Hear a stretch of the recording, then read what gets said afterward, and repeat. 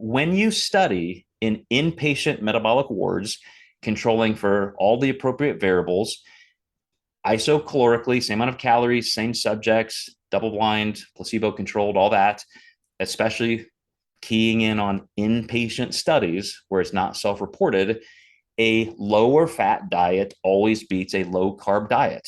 People feel better, they lose more body fat, their metabolism holds up better, lean body mass holds up better.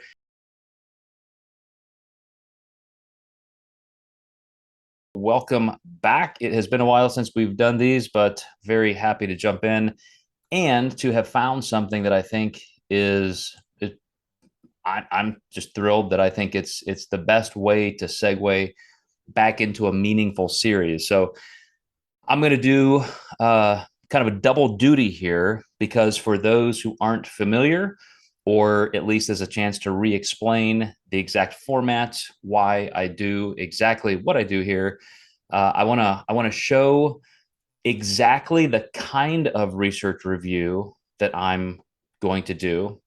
And I just remembered something I probably did wrong, so my producer will yell at me. I think I used the wrong template, so the actual video box will cover some of the slide on the playback. If you guys are watching this on the playback and our video boxes, avatars are in the way of some of the text, I apologize. I will have to make sure I got the right one next time. But just in terms of my premise in doing this, it's almost like a YouTube unboxing video. I am going to dive as deeply as I can, but by no means am I picking studies and exhaustively picking apart every single aspect. I have enough working knowledge of the content, the material, the subject matter, that I'm going to try and piece some things together in a superficial way that an academic might. But I'm going to explain my relationship with health research and how I view that in terms of your relationship with me and health research. I am not a researcher. I have 2 doctorates, 4 master's degrees, so I have a lot of experience consuming research. Every doctoral dissertation or thesis I have done has been more in the realm of research reviews, analytics, kind of meta-analyses type things, literature reviews. So I have never gone into epidemiological study, experimental study design personally. Our company is involved in a couple survey type studies with the university. So I, like you, am more of a consumer. I'm not digging in and consuming tons of research, or I should say, conducting research. So you and I are more alike than not in that regard, but I do have the experience of having done this for 25 or 30 years. So I want to show you, I want to take the time to go through this particular study to really dig into what we want on the subject matter. But I'm also going to show you what I'm looking for in a study and why I think that could be helpful to you. So today we're going to start a series, The Science of Diet Efficacy.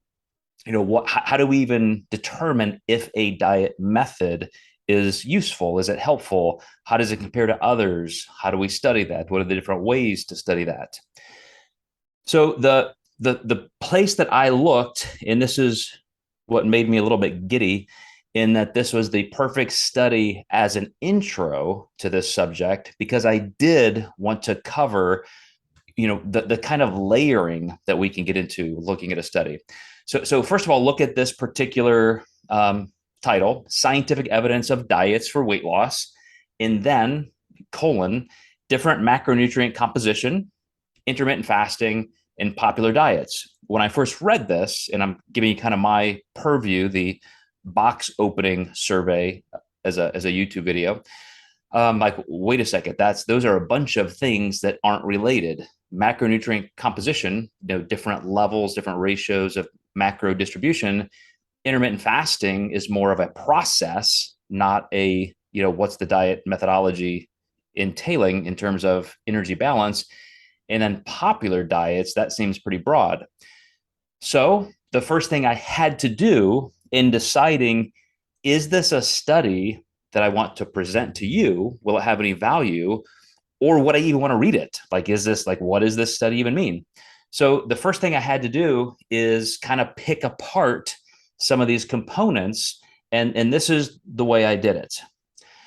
First, I looked and saw, okay, this is from a reputable journal, Nutrition.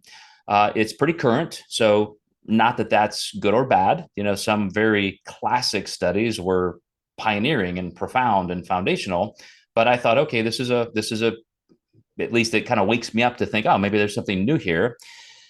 I immediately noticed that there was just one author, which is very strange.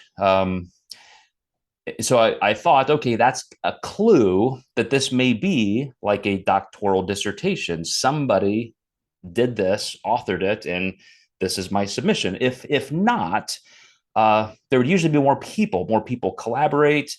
But the other side of that coin is if it was something that was purely student led and academic, there would actually at least be an advisor or somebody listed.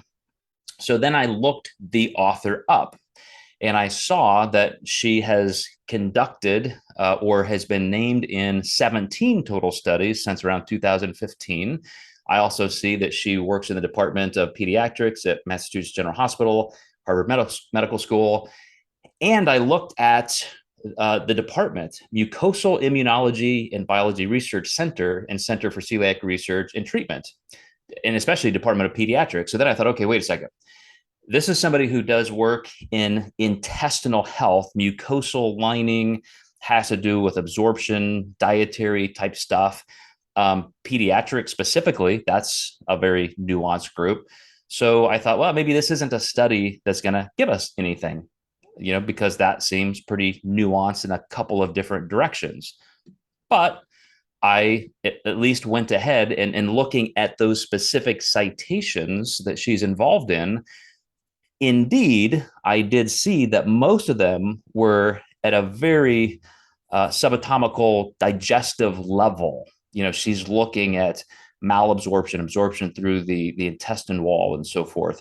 But there were also maybe 3 or 4 studies that were just on diet in general, which of course there would be some overlap. If you're studying the digestive system and so forth, obviously that's an organ that deals with nutrition. So kind of a mixed bag so far. As I was looking at this stuff, that was my first purview. I just kind of dug into the study, started skimming it, and I thought there was some real merit for a couple of reasons. And I'm going to explain my impression of the limitations as well as what I think were really good things to kind of conclude from this. So first of all, let me just read the paragraph abstract. New dietary strategies have been created to treat overweight and obesity and have become popular and widely adopted. Nonetheless, they are mainly based on personal impressions and reports published in books and magazines rather than scientific evidence. Not really true. And this is why it kind of pulls me back and forth between, I think, this being somebody who's young in her career. I mean, obviously, but I don't bias somebody for that as a negative. It's just, I need to know that, going in. There's going to be a limited amount of perhaps experience here because there is a shitload of research in this area.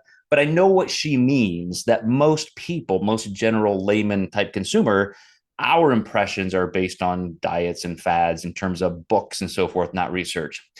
Animal models and human clinical trials have been employed to study changes in body composition and metabolic outcomes to determine the most effective diet. However, the studies present many limitations and should be carefully analyzed. No argument there, especially individually. That's why collectively we need to have a good working knowledge of what's actually been studied. The aim of this review was to discuss the scientific evidence of 3 categories of diets for weight loss. So that's where I realized, okay, that's what she's doing with those 3 pretty non-related subjects. There's no one most effective diet to promote weight loss. In the short term, high protein, low carbohydrate diets and intermittent fasting are suggested to promote greater weight loss and could be adopted as a jumpstart. However, owning to adverse effects, caution is required. In the long term, current evidence indicates that different diets promoted similar weight loss, and adherence to diets will predict their success. That's going to be important. Adherence is what predicts their success, no matter what content or process. Finally, it is fundamental to adopt a diet that creates a negative energy balance and focus on good health quality to promote health. So I think just in this, abstract. She kind of lays her cards on the table, um, importantly, as it should in an abstract, but also a little bit subconsciously, it shows us who she really is. I do see in these phrases and just what she chooses to address, a little bit of a novice researcher. She is, by the way, on that previous slide, she is a research fellow. So that kind of solved that mystery. Like, what does she really do? Who is she? So somebody like that isn't a professor in a university or medical system, but they help academics with those research subjects, projects, that kind of thing. So, she may be working with graduate students on certain things, doing research for the university, the medical system, as their own entities, which is great. I mean, if you're going to be a lifelong researcher, eventually you're going to know all of the research. I still, just even through reading this, get the just get the perspective that she's still pretty limited. And I think she kind of shows her biases here, which we all have, me included. I'll show you some of mine as I go through this. I marked this up a little bit differently than I normally would, because I do, again, want to use this jumping off point into our new season, so to speak, post summer, to really go over how we're going to analyze research in our Science of series. So what I mean by that is there's no reason she even collected these three categories: uh, macronutrient diversity, intermittent fasting, and then I think she called it like specialized diets or something. You'll see that here in a little bit.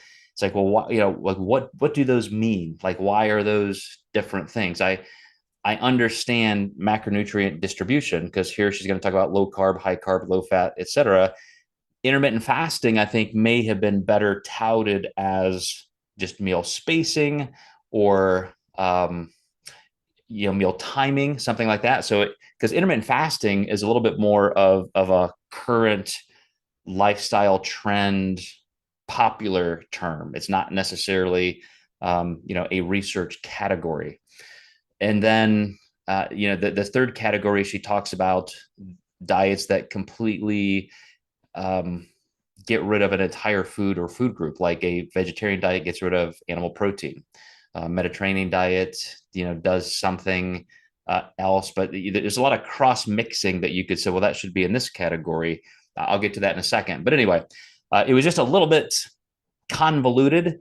And at the same time, she goes through some really good information as almost a survey study. The reason I really liked it, I'm going to point this out to you, is in her, I may call youthfulness or novice perhaps in this particular field, because again, she's not necessarily spending her entire career looking at just diet for these reasons. She's clearly working on the cellular level of nutrition. Glad you joined us, Andrea. I'm going to mute you there. And then I think as she goes along, you'll see that she treats this almost as somebody kind of exploring herself. So here's something that she describes as this model. We classified these strategies into three main categories: diets based on the manipulation of macronutrients, low fat, high protein, low carb. Again, could have had some more nuance in that. Diets based on the restriction of specific food groups. So she went gluten-free, which is odd, looking at diet specifically. Again, if you're going to go that detailed, there is a myriad amount of super specialized. But then looking at vegetarian and Mediterranean and paleo, to pick just those three out, and then she includes a couple more later. And then, of course, she does talk here, even though it wasn't the title, about the manipulation of timing. And again, I think it's just a little bit misleading to use intermittent fasting in the title, when down here I think she cleaned that up just a little bit. Again, no complaints or no hits on her. It just makes me feel like she doesn't study this particular field as her primary career, and looking at her CV, I think that's indicated. But here are the things that I really like that she did. There's a very, very fresh way that she engineered even the narrative of the study and the way she supported it with graphics. And this is just kind of a 2022 thing. And I hope more people do this. So as just an easy to understand, this almost looks like an app, right? With these icons. She created an XY axis in this beginning graphic showing that each of these diets that she looked at by name, Atkins ketogenic diet, even though you guys know from our research reviews, there are many forms of keto. She just lists keto here, another little bit of a nuanced flaw, I think. Zone, Ornish, Paleo, gluten-free, Mediterranean. Then, down the other side, she's just kind of looking at, what you can eat or should eat or you don't get on those diets. So that creates that little icon-driven, easy to look at a glance thing, which I think has some value. It makes me think that even though this is published in a journal, she has kind of a clinical mindset. She wants this to be easily understood, which I think is great for people like us who may stumble across this, or maybe even a journalist. Think of how many times a study is released and it gets picked up in these news feeds, and all of a sudden every news agency is just kind of taking the headline and then using it as clickbait with like, hey, here's this thing I saw, here's the conclusion. And I hope this kind of outlay of information is easier to give lay people a more credible understanding. So now let's look at the three actual categories. So the first study design, set, is where she was looking at popular diets based on their manipulation of macro content. So Atkins, which she does differentiate Atkins from keto in that Atkins does allow for some protein. So she's including that as kind of a viewpoint of keto. But I think if she was really current with all that's happening in this space, she would call that modified keto. She might call, there are 2 or 3 different ways now we're looking at modified keto, high protein keto, that kind of thing. Maybe she's just looking at kind of the trade names that the general population would be familiar with. But you can see across here, she's looking at some of the things that you and I have gone through ad nauseum in the last 2 years, which is low carb, low fat, those kind of things. Together through our research reviews, we have looked at all of the impacts metabolically, hormonally, long-term studies, inpatient studies, every way you can parse this out in carbs versus no carbs, fat versus low fat, et cetera. You guys have all these answers, or at least we've been through that in our database. You could easily go look up. So that's going to be a little bit of a review for you, but it's going to be interesting, I hope, in how she presents it in the outcomes. So here's another one of those things that I was impressed with. Even in her understanding and layout of the study, she did understand enough to make some very current, well-articulated claims. So, for example, I think she had, let me see here. Let me skip down because I think this is always important. I usually try and give you guys this number.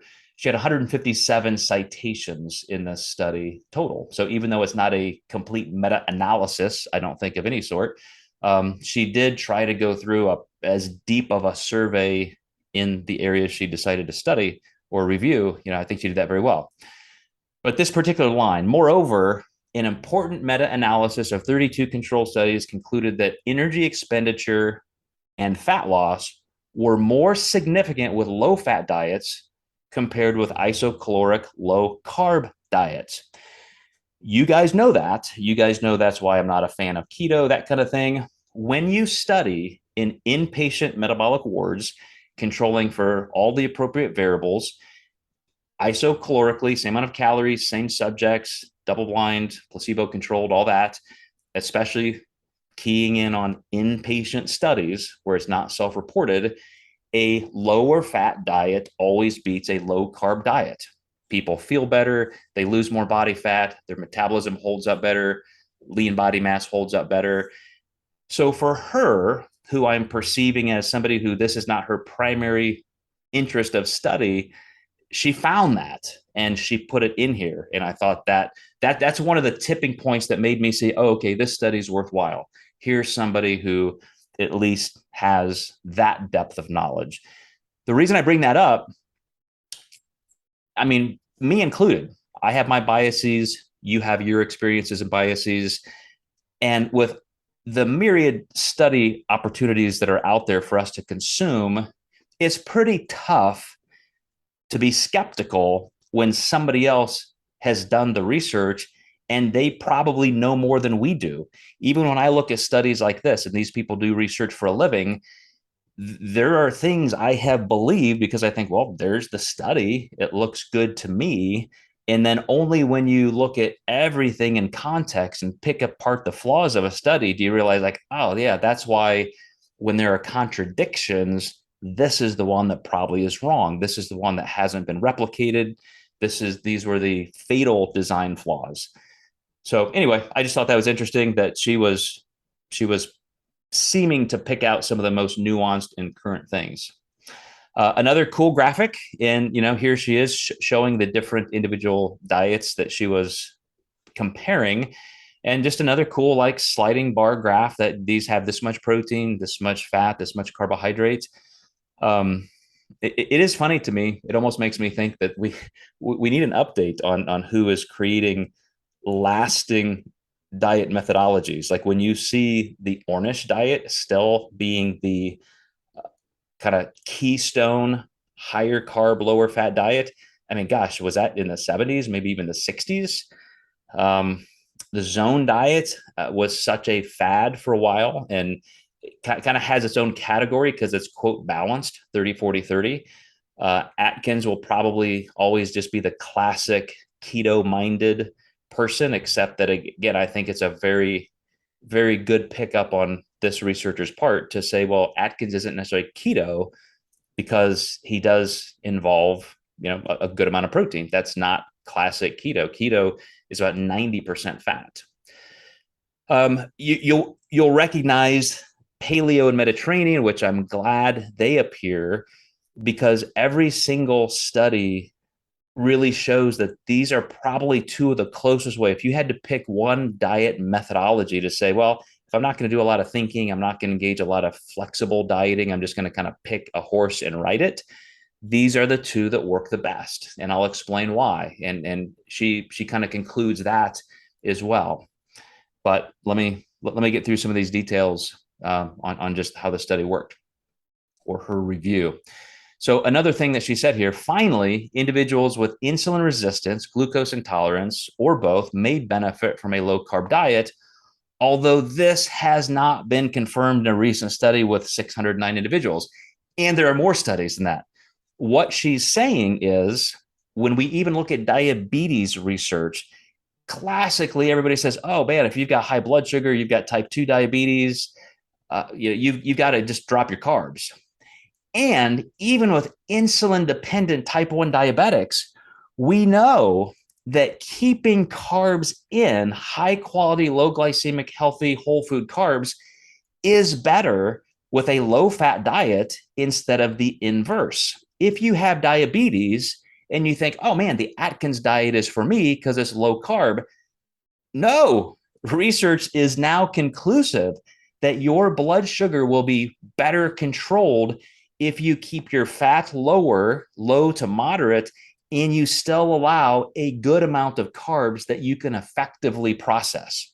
So again, another check in the column for this researcher in terms of me being able to, say this is pretty credible. Even as kind of a light, superficial view of this topic, she really, is, as I went through her paper, a little bit more credible than I may have initially given her credit for. So let me get into another way that I like her narrative of the study, as I put at the top of this, conclusion number 1.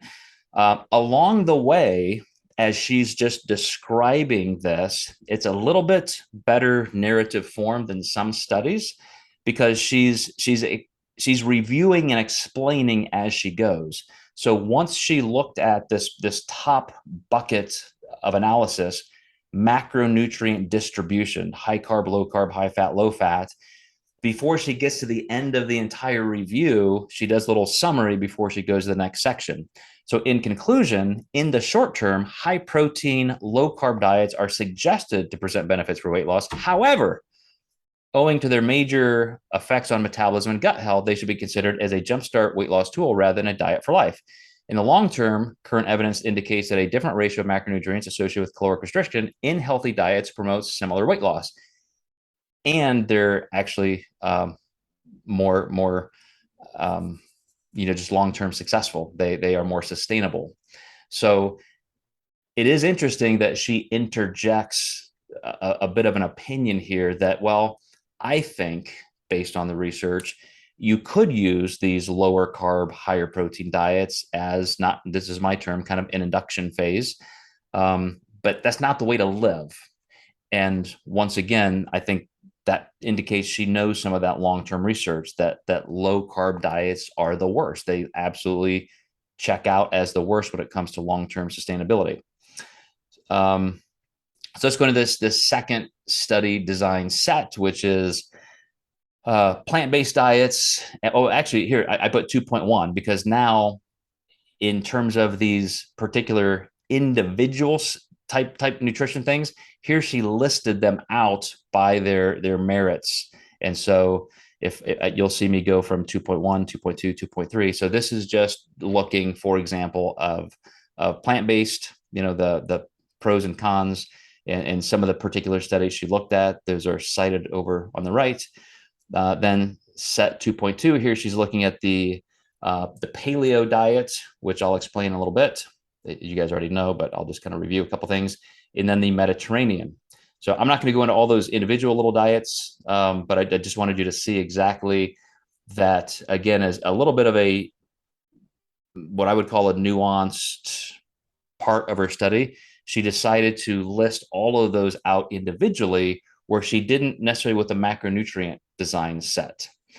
It hurts my feelings a little bit because I would have loved to see those really parsed out. Like, here's keto, here's modified keto, here's high protein modified keto, here are some individual studies of those, here's what separates them.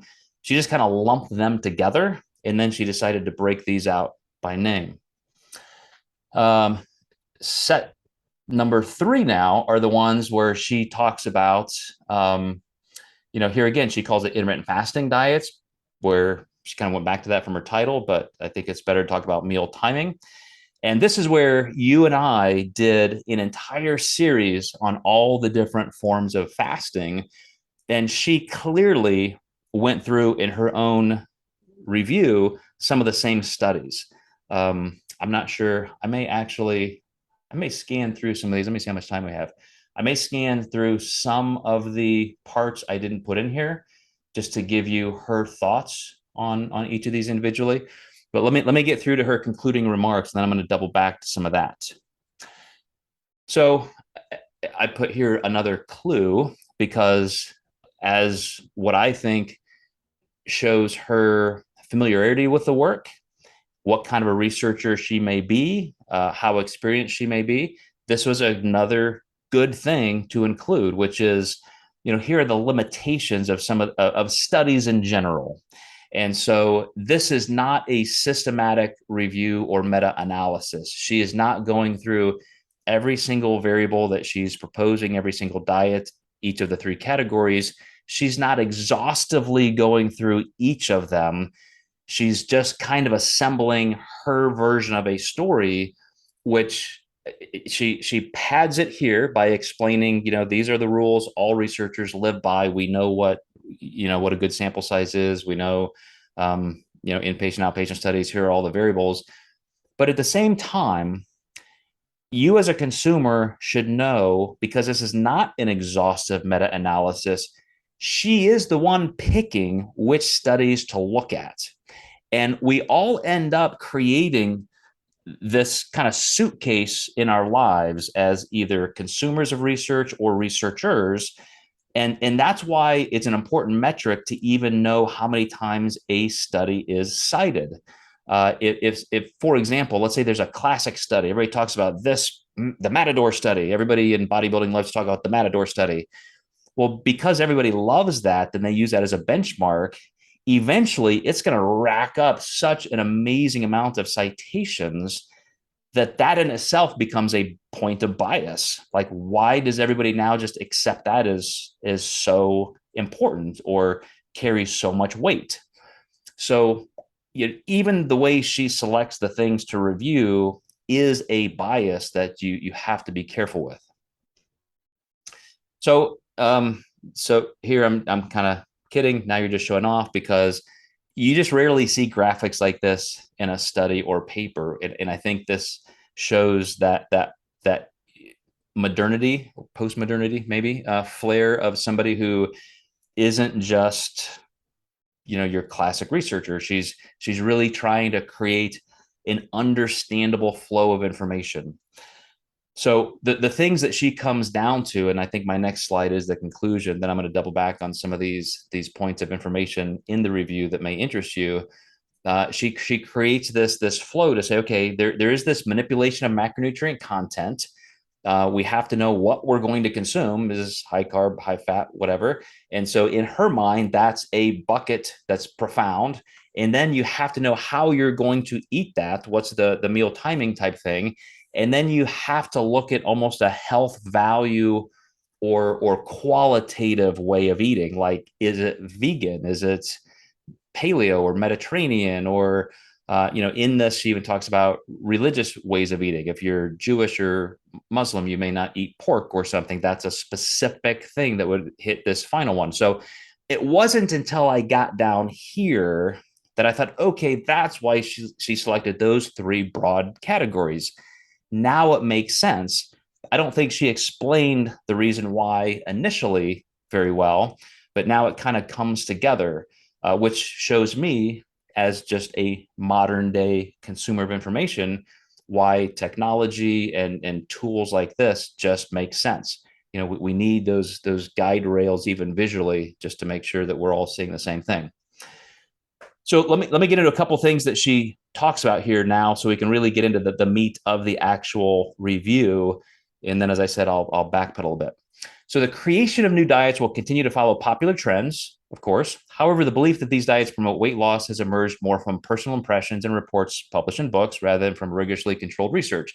Here she states that a little bit better. I do completely agree with that personal impressions come from those more popular places than research. So I think that's why she's trying to be that link between the two, between research and popular consumption. Over the past several decades, efforts have been concentrated on clinical trials to determine the best diet for the treatment of obesity. Unfortunately, the evidence remains inconclusive. That's again where I say it's kind of conclusive if you're looking at the right stuff.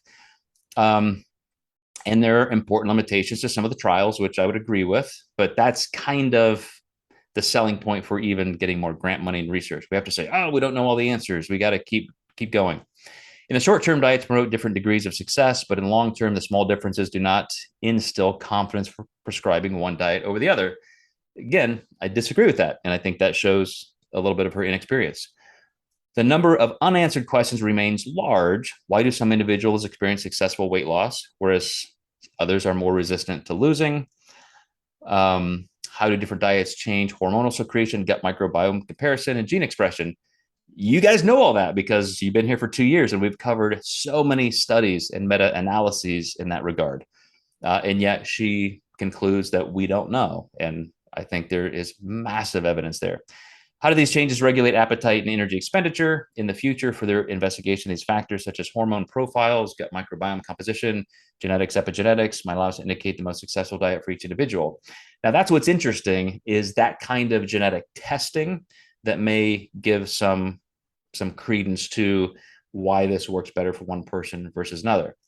Our limited knowledge allows us to conclude that there is no optimally effective diet for all individuals to lose weight. In the short term, diets based on high protein, low carb composition or fasting might be considered as a jumpstart. However, caution is required due to adverse effects.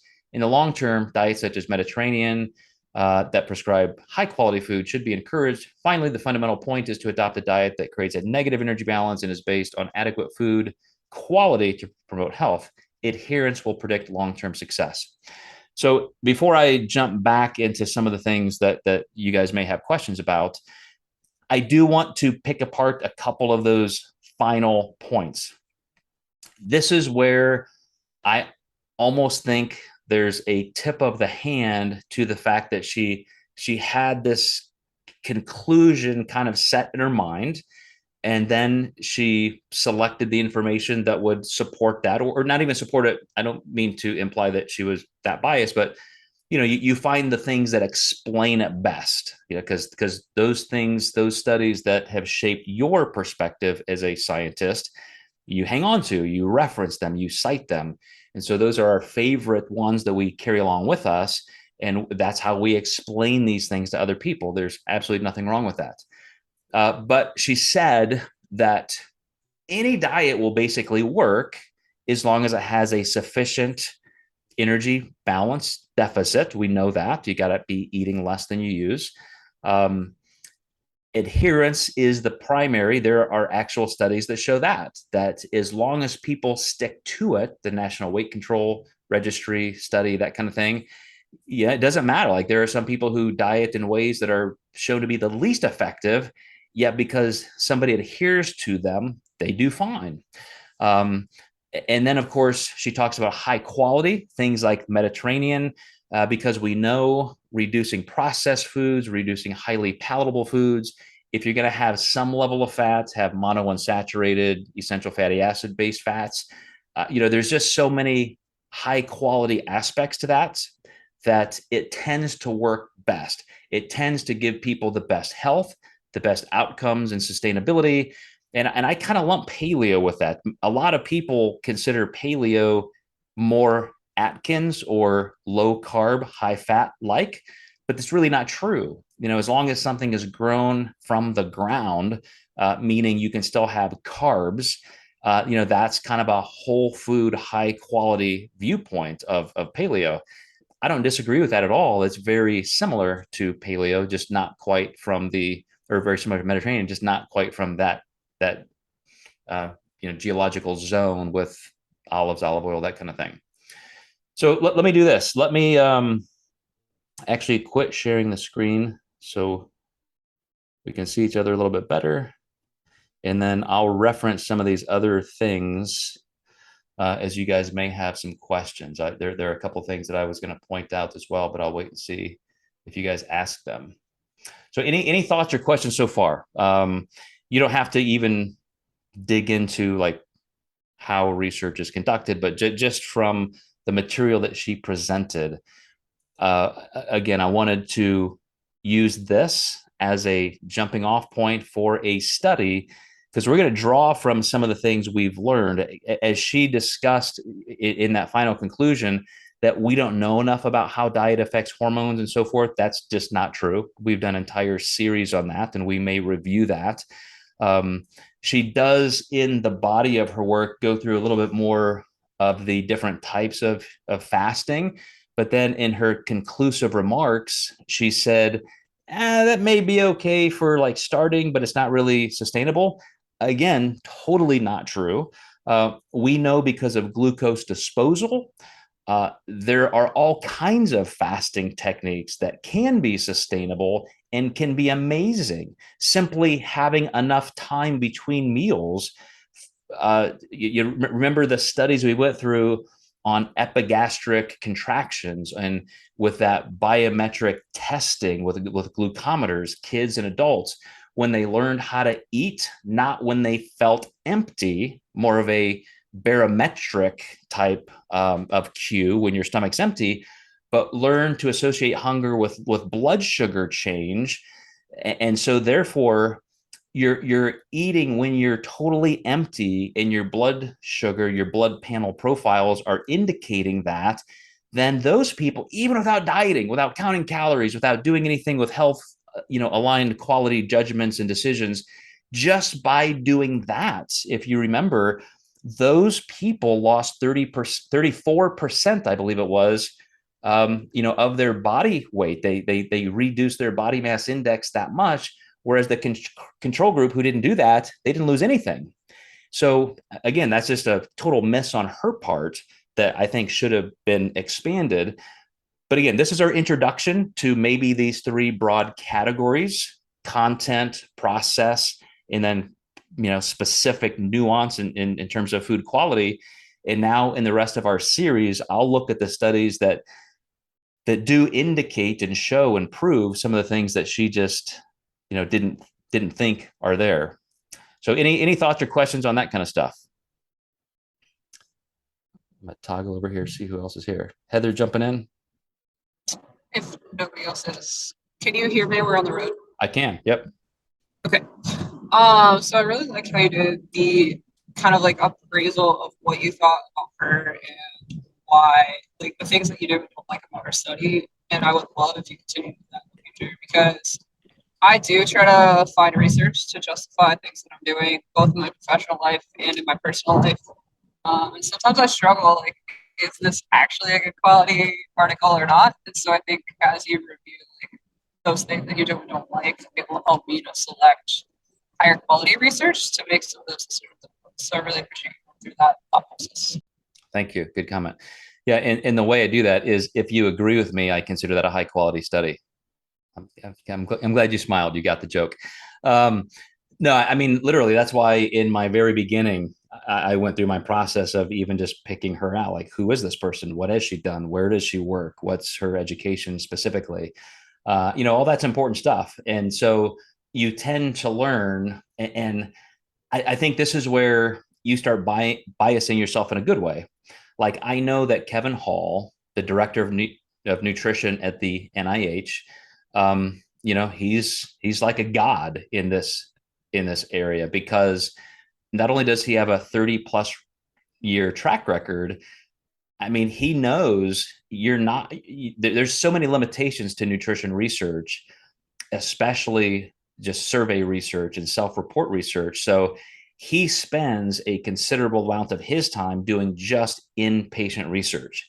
He'll get the grant money. He'll do the work that it takes to get enough people in an inpatient ward long-term enough, which is a massive deal to just consolidate all of these people and all these test parameters. And so I can look at anything that his name is associated with. I can just say, okay, that's going to be a good study. Other people, I think, just some of the cursory things that I did here to look through, but I'll definitely do that more. I'll kind of give you my opinion on that. So good point. Any other thoughts or questions? As some of you may be unmuting to jump in, I'll show you a couple more things or start getting them ready, but feel free to just jump in.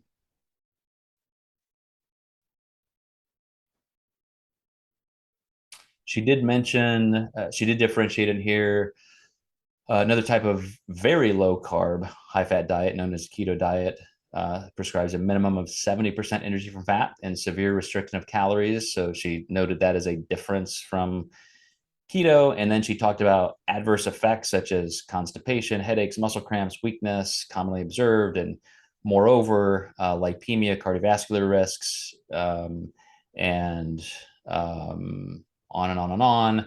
Even the negative effects, just literally for your longevity of the lipid profile, atherosclerosis, those kind of things, which are just usually kind of not talked about. So that's why it's an interesting relationship when I see her working at Massachusetts General and Harvard. She's obviously around people with a lot of great knowledge that already have information and correct biases like this. She just didn't take the time to explain them or relate them to some of the other variables. If nobody else has anything, I do have another question as far as like how do you artfully bring it up with people who are already staunch supporters and some of those things that aren't the optimal way to do things. And I guess really just how you approach that topic to make it. Yeah, if you were kind of a little bit there, but if I understand you correctly, let's say there is somebody who's just an absolute warrior for a diet that's not what I think lines up with research. There are plenty of people like that. Most of them aren't real experts. Like Gary Taub is a journalist who's totally married to low carb keto. And yet he just doesn't even have the background to assess things like this. He's just bought into it. He bought the marketing, and good for him. And if he likes that, that's fine. The thing that I can't really stand in that realm is there are so few people who do it consistently and well. So if I'm going to say, look, a low carb, pure keto diet is necessary, then why are you binging once a week? Even as somebody who touts this, why are you telling me you eat low carb all the time and then you eat an entire sheet cake, once a month because you can't stand it? And people like Dominique D'Agostino, who's a keto researcher in Florida, he has even moderated himself to look at the most current research. And he's such a genuine, profound researcher that he knows, even though he only likes to eat 2 meals a day, purely keto. I mean, it's like minimal amounts of protein, 200 grams of fat a day. He started modifying that to get a little more protein. So he may have 6 or 8 ounces of salmon, at night. He may have 4 or 6 slices of bacon in the morning. So he's getting some protein along with just the fat. He's also the guy who puts a stick of butter in a cup of coffee 2 or 3 times a day. Um, but then as they started doing more and more research, they showed, well, wait a second, as long as you're keeping in this certain level of ketosis, some people can tolerate a little more carb. And even children, because I do research with epileptics, I mean, that's the primary medical function of keto. And like even these kids with grand mal seizures and so forth, some of them can tolerate more carbs. So why would we stick to some kind of an arbitrary guideline of zero carbs when we know we can start pushing these boundaries? And maybe there are some genetic and body type differences for tolerance. And so, like, again, that's where I say a good researcher is. Like, they're always in that gray area, looking where the boundaries and the gaps and the seams are for better application. But yeah, some of these people who are just kind of defenders and warriors for something that's wrong, I gotta, like, I would say Dominique is somebody who has been one of those defenders for something that's wrong for a lot of people or most people. But he's been specific on who this is for. Maybe it's not for you. Here's what it can do. And even now, after 20 some years of research, he's even starting to broaden out into better acceptance. So there's just a big difference between people who know the subject matter and people who are just consuming it like you and I and creating opinions. Well, and I'm never gonna be holier than thou, like an individual who wants to follow a certain diet. I ask them their opinions, things like that. But I guess my concern are those people that are those really staunch people who are then disseminating information to others, and these people trust them because they think that they know more than them. And like, I know someone who's a lawyer and she teaches boxing classes and she's 1,000% keto, and she's telling people coming to her boxing classes to do keto. I'm like, someone's going to have a major adverse event, and it Yeah. like, Yeah, I don't have any use for people like that. I mean, if you don't even know that, I mean, I'm not a structural engineer, so I don't go walk around telling engineers how to build bridges. I mean, if so, that those are people easy to kind of push to the side. But somebody who claims to know the information and then still is wrong, I'm going to have a fight with them all day long, and I'm going to enjoy it. But she does go over a couple interesting things here that I'm glad I went back in and started looking. She also picked out like gluten free, just as a hobby horse, perhaps. Like, hey, does gluten free diet, does that have anything? And she kind of followed the standard line, which currently is, we probably overdiagnosed that. Probably not a big deal. Most people who thought they were gluten intolerant are just maybe a little more sensitive. We talked at our Wednesday chat, live support chat, that I think we all feel better with more whole food. So if when I replace breads and grains, even the healthiest versions, with rice and oats and fruit, I feel a ton better. I'm not gluten intolerant. I just feel better that way. But she even said, but there's just zero evidence that just doing that means you're going to lose more body fat or necessarily be healthier. So, this is a pretty short review because, like I said, she didn't make it just a whole meta-analysis, but she did throw some nuggets in there for people to read and understand. I'm not trying to give an overly verbose opinion on her as a researcher based on one study. I'm just kind of giving you my opinions of my reading of it. But go ahead and jump on in there, Stacy. I was just listening to, everything, and I just, from what my experience has been with just about anything to do with prescription habits, like lifestyle, diet, all of this stuff, like there's no hard yes or no. Like there's always, you can't just be all in one camp and assume with a very broad stroke that it works for everybody, because there's going to be someone it doesn't. So whenever someone is all keto, all this, all that, so many flags go up in my mind, because there's always a certain percentage of people that cannot be applied to. It's never absolutes. Mm-hmm. Is always what I've thought. That's why I won't absolutely say no dairy to because a lot of people will say I won't do dairy. Okay, fine. If you don't want to, I'm not going to push it on you, but I'm not going to apply that to everybody. Does that make sense? That's totally appropriate.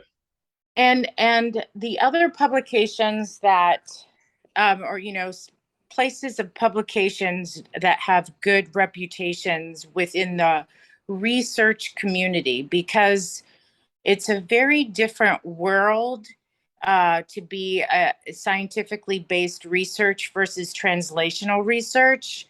It's a kind of a newer concept for our scientists in our academic based or institution, is to think about how their research could translate into people. And so, but that traditional research based focus, the Cell and Nature are two publications that if somebody gets something, and they're going to have some decent funding, usually by the NIH, published in one of those publications, those are, that's the kind of publication that gets professors or researchers tenure wherever they are, because they're so well respected. Good, really good point. Absolutely. Yeah, and once in a while, so there was this almost kind of a joke a few years ago where, just to kind of take a dig at research, somebody, it may have been like a graduate student as kind of a graduate research project, decided to create some fake studies and just, throw in a bunch of big words, just totally make up all the findings. It was all sham, and actually got, I think, like 40% of the submissions like published. And it was just like a joke that it was nonsensical. And what that person showed was, can you really trust science? Like, is it, I can't, and that's a dangerous question, because I think we should be able to. Are there mistakes? Is there some corruption somewhere? Are some people just lazy? Absolutely. So whenever something like that happens, I think it makes everybody tighten up a little bit, and we realize, okay, wait a second, we better make sure that we've got the right people checking these kind of things, and we are definitely not being lazy. So anyway, I agree. It's really important when those unbelievably successful, profound institutions like Cell and Nature and so forth. Even I would say the American Journal of Clinical Nutrition, JAMA, like you're not going to get something through there. Their peer review process is just next level.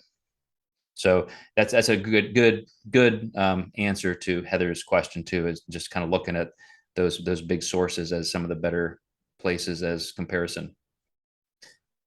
All right, guys. Well, we are at the top of the hour, so I will let you go. I appreciate you coming back in after a 2-month delay. Somewhat definitely unplanned, but maybe that's not bad. Maybe we need a summer break like this for some things. So stay tuned if you want to come back in next week or the next couple of weeks. Every once in a while, just because of scheduling, I have to announce we can't do this, but I will try and do this at least 2 or 3 times, always on a Friday. And we'll always have current announcements in social media and in our app for our clients and coaches. But yeah, we'll continue this study out probably for 2 to 3 more weeks, just to really put a pin in some of these areas that she brought up as categories. So you guys have a great weekend, and I will chat with you again soon.